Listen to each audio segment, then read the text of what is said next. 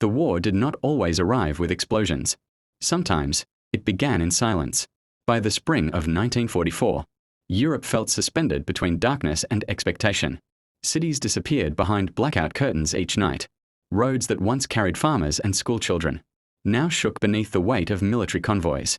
Fields, bridges, and tree lines were no longer part of a landscape. They were positions, targets, possibilities. Across the continent, millions of soldiers were moving toward one another, preparing for a clash that would shape the future of the world.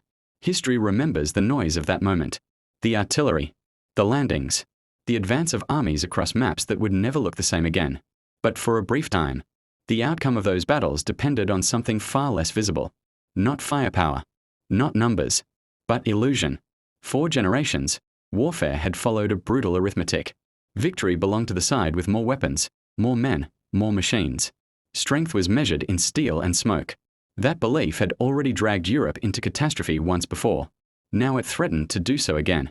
In the early years of the Second World War, German forces swept across the continent with alarming speed. Their coordination and precision overwhelmed defenses that seemed solid only days earlier. Entire nations were forced to surrender in a matter of weeks. To many observers, the momentum felt unstoppable. Allied commanders understood they could not rely on force alone. To succeed, they would have to think differently. They would have to reshape how war itself was fought. As preparations began for the massive invasion of occupied France, most Allied soldiers trained in familiar ways: rifle drills, field maneuvers, engineering work. They expected to meet the enemy head-on. Few realized that among them was a unit unlike any other in military history. This formation carried almost no heavy weapons. Its members did not spend their days practicing marksmanship. Instead, they studied shadow, perspective, sound, and behavior. Some rehearsed accents. Others sketched equipment layouts. They learned how to build scenes, not fortifications. Before the war, many of them had been artists, designers, architects, and illustrators. Some came from advertising agencies, others from theater stages or art schools. They understood composition, texture, and how to guide the eye. They knew how to create something convincing enough that people would accept it as real. Now they were being asked to apply those same skills on the battlefield. Their assignment was extraordinary: create an army that did not exist. The idea grew from necessity. The coming invasion would involve thousands of ships, vast columns of vehicles, and soldiers landing along hostile shores. If German forces correctly anticipated where the main attack would fall, they could concentrate their defenses and potentially halt the operation before it gained momentum. The Allies needed confusion. They needed uncertainty. They turned to deception, not as a minor tactic, but as a central strategy. This would not be a simple diversion. It would be a performance large enough to be seen from the air, heard across miles, and believed by experienced military observers. The men tasked with this mission were organized into a small, but highly specialized unit. Though they numbered just over 1,000, they were expected to imitate entire divisions many times their size. Their challenge was to convince enemy reconnaissance aircraft, signal intercept teams, and frontline observers that massive forces were assembling, where none actually stood. To do that, they had to build an illusion detailed enough to survive close inspection. Training looked nothing like traditional military preparation. Instead of hauling artillery, they practiced inflating full-scale replicas of tanks, trucks, and guns made from rubberized fabric. Once filled with air, these shapes cast the same outlines and shadows as real armored vehicles. From a distance, or from above, they were nearly indistinguishable. Engineers designed portable systems so these decoys could be deployed quickly, transforming empty fields into convincing encampments overnight. Sound became another essential tool. Specialists recorded real military activity: engines revving, metal clanking, troops assembling, bridges under strain. These recordings were carefully layered and projected through powerful speakers, played at the right volume and direction. The noise suggested entire columns on the move. To anyone listening from afar, it sounded like preparation for a major offensive. Even radio traffic was choreographed. Operators studied the communication styles of real units and recreated them in detail.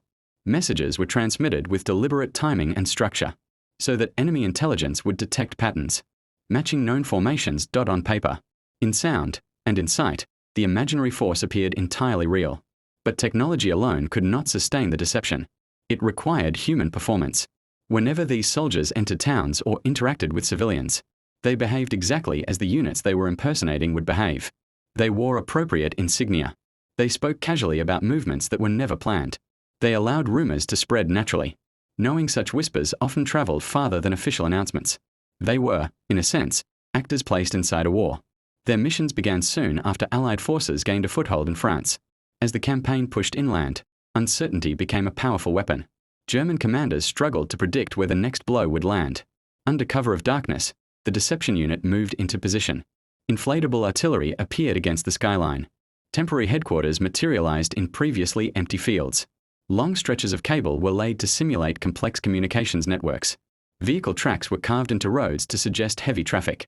By morning, aerial photographs showed what looked like a massive concentration of forces preparing for attack. Yet no attack would come from there. German commanders redirected troops to meet this perceived threat, shifting resources away from the areas where real Allied advances were underway. The illusion created hesitation, and hesitation bought time. The strategy worked, but it carried enormous risk. These men often operated close to enemy lines with minimal protection. If their deception were exposed, they would have faced a dangerous situation without the defenses of a conventional unit. Their safety depended entirely on maintaining the performance. One soldier later reflected that it felt like standing on a stage, while knowing the audience was searching for any sign of a mistake. They understood they were relying not on strength, but on credibility. In one critical operation near the Rhine River, they were ordered to simulate the presence of a large armored force, preparing to cross into Germany. Weather conditions were poor. The ground was wet and unstable. Yet the team worked through the night, positioning decoys, broadcasting recorded sounds, and filling the airwaves with carefully scripted communications. Across the river, German observers reported signs of a major buildup. Reinforcements were dispatched. Defensive positions were adjusted to meet a threat that existed only in appearance. Meanwhile, the actual crossing occurred elsewhere, encountering far less resistance. An illusion had shifted the balance. Behind the ingenuity, however, was a quieter reality. Maintaining deception required emotional endurance. These soldiers knew they were deliberately placing themselves in danger without the reassurance of visible strength. Many could not fully explain their role to families back home. Letters described routine duties, avoiding details that were both classified and difficult to describe. Their successes rarely appeared in official reports. Recognition was limited, because secrecy remained essential when missions ended. They packed away their creations, deflated their decoys, and moved on without ceremony. The war advanced. Cities were liberated. Headlines focused on battles and breakthroughs. The work of this unusual unit remained largely invisible, yet its impact extended far beyond its eyes. Over the course of the campaign, they conducted numerous deception operations, often convincing the enemy that large formations were present where none existed. By drawing attention away from real movements, they helped reduce resistance and contributed to the success of Allied advances. They had influenced events not by direct confrontation, but by shaping perception. As the war ended and Europe began rebuilding, the lessons of such operations did not disappear. Military planners studied deception with renewed seriousness. Camouflage, misinformation strategies, and psychological operations evolved into formal disciplines. The understanding grew that conflict could be shaped not only through destruction, but through interpretation.